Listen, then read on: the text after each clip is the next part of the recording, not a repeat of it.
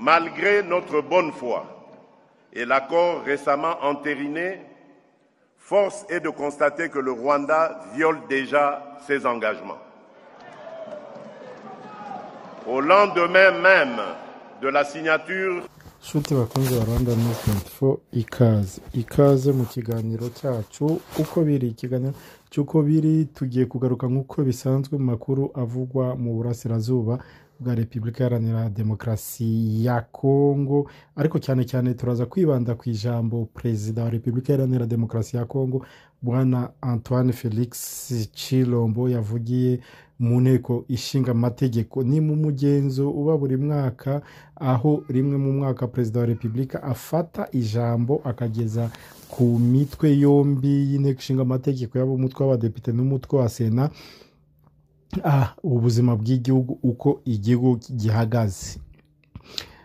Mu ijambo yabagejejeho uyu munsi, ubwo ararimo abasenateri, abadepite ndetse n'abambasaderi bahagarariye ibihugu byabo muri Repubulika Iharanira Demokarasi ya Kongo, yagarutse ku ntambara iri kubera mu burasirazuba bwa Kongo, agaruka cyane cyane ku ntambara iri kubera Uvira.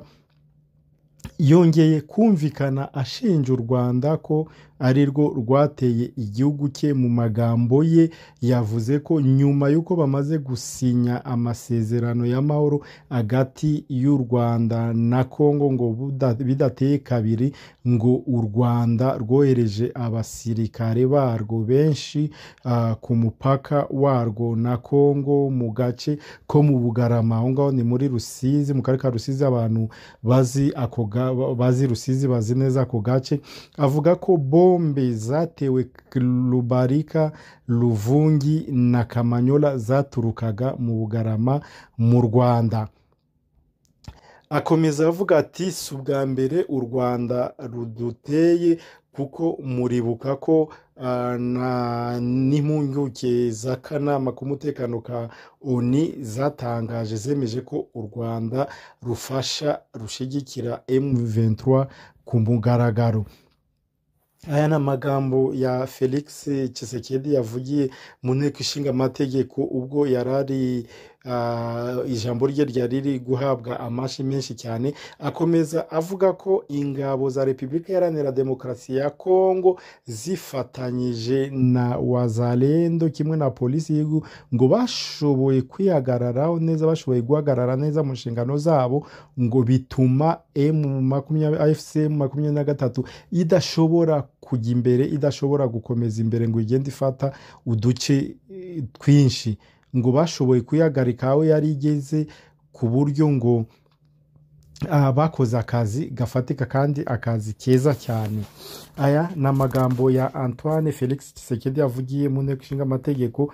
Gusa hakibazwa mu gihe avuga ko ingabo za FARDC na Wazalendo bashoboye guhagarika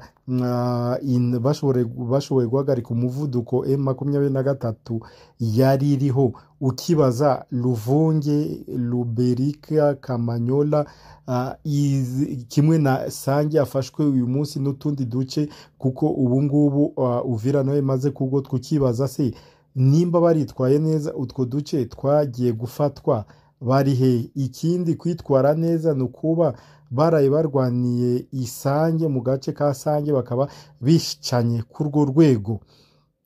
Ni ibintu byinshi umuntu yakwibaza, ariko aya ni amagambo ya Felix Tshisekedi, ni perezida w'igihugu, azi impamvu yabivuze. Birashoboka ko ariko we abibona.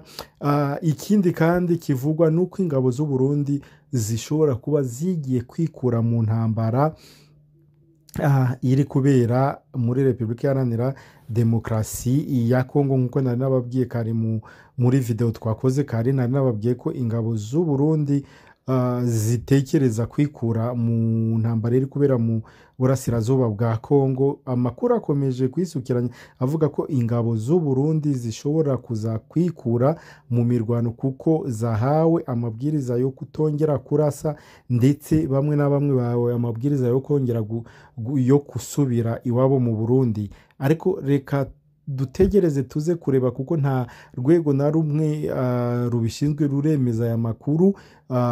ni amakuru ari guturuka hirya no hino ariko nta rwego na rumwe rurabyemeza. Ikindi kandi ni uko ambasade z'ibihugu by'i Burayi kimwe n'ibihugu byo ku mugabane w'Amerika zatangiye gusaba abantu babo kuva i Bujumbura.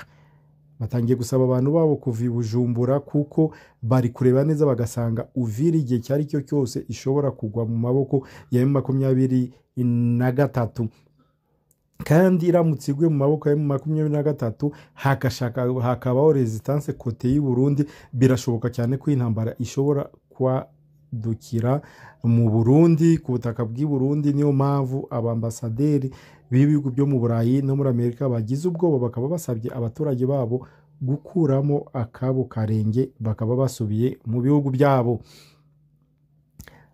Mu bindi Perezida Tshisekedi yakomeje yavuze ko mu masezerano basinye imbanziriza mushinga y'amasezerano basinye ku itariki 15 z'ukwezi kwa 11 i Doha muri Katari, ngo ayo masezerano avuga ko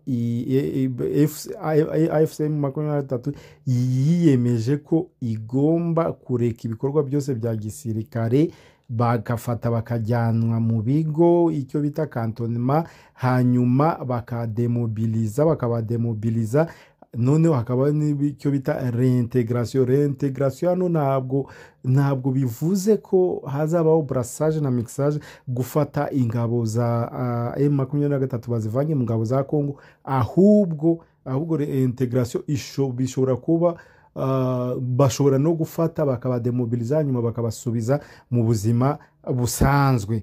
Ibyo ni bimwe mu byo yavugiye mu nteko ishinga amategeko.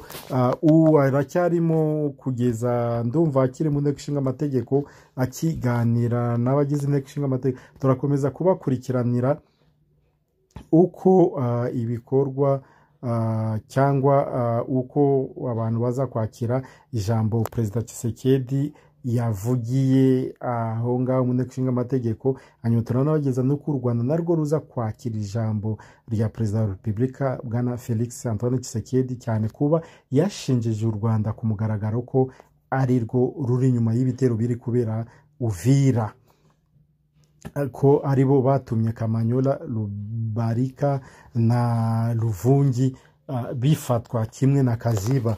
Turaza komeza kubibakurikiranira. Ngaho umugubwe neza, mukomeze muhahe muronke, ariko nyaboneka video nizajye kugira ntuzajye wibagirwa kuyihereza inshuti yawe kugira ngo nawe yumve ibiri kubera hirya no hino. Hanyuma kuba bishoboye mukore subscribe, ku batarabikora, abamaze kubikora mukore like, ndetse mukore na comment, mutugezeho ibitekerezo byanyu uko mwifuza ko tuzajya tubageza ibiganiro byacu n'amasaha mubyifurizaho. Hanyuma abandi bakore like, share, hanyuma nimwibagirwe kutugezaho ubutumwa bwanyu. Murakoze. Imana ibarinde, Imana ibagire neza.